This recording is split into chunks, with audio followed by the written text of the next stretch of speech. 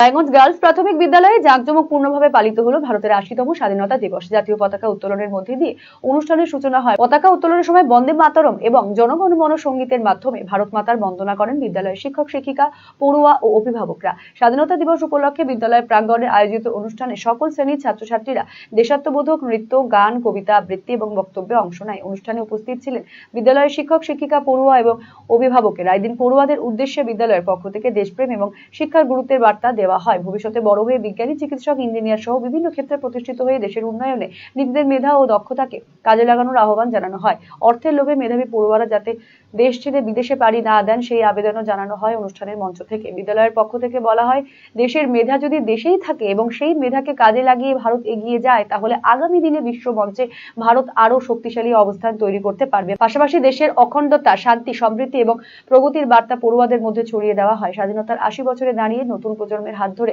ভারত আরো উন্নত এবং সমৃদ্ধ হয়ে উঠুক, এই কামনাতে দেশাত্মবোধের আবহে শেষ হয় রায়গঞ্জ গার্লস প্রাথমিক বিদ্যালয়ের স্বাধীনতা দিবসের অনুষ্ঠান। আজ রায়গঞ্জ গার্লস প্রাথমিক বিদ্যালয়ে ছাত্রছাত্রী, শিক্ষক শিক্ষা এবং গার্জিয়ানদের নিয়ে ৮০তম ভারতবর্ষের স্বাধীনতা দিবসের সাংস্কৃতিক অনুষ্ঠান উদযাপন করা হলো পতাকা উত্তোলনের মাধ্যমে। এবং আমাদের গান্ধীজি থেকে নেতাজি এবং আমাদের জওহরলাল নেহরুর প্রতিকৃতিতে পুষ্পার্ঘ্য নিবেদনের পাশাপাশি ছাত্রছাত্রীরা দেশাত্মবোধক নাচ, গান, কবিতা আবৃত্তির মাধ্যমে আজকের দিনটাকে সেলিব্রেশন করলো।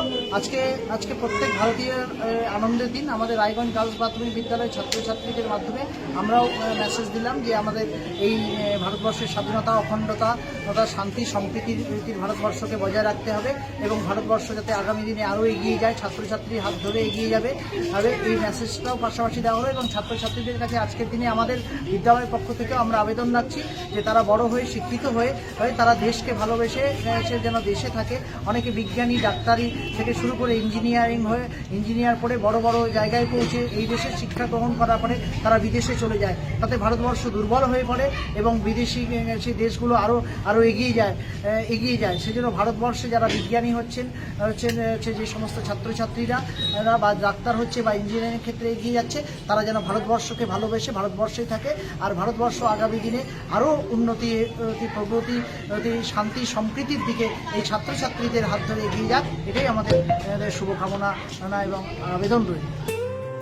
আপনি কি জীবনে বিভিন্ন সমস্যা ও মানসিক অশান্তি বা ভবিষ্যৎ নিয়ে দুশ্চিন্তায় ভুগছেন? তাহলে যোগাযোগ করুন কলকাতার সুপ্রসিদ্ধ জ্যোতিষ ও তান্ত্রিক সাহেব শাস্ত্রীর সঙ্গে। স্বর্ণপদক প্রাপ্ত ও একাধিক আন্তর্জাতিক সম্মানে ভূষিত, পারিবারিক ঐতিহ্য সম্বলিত দীর্ঘ অভিজ্ঞতা সম্পন্ন জ্যোতিষ পরামর্শদাতা সাহেব শাস্ত্রী স্বামী স্ত্রীর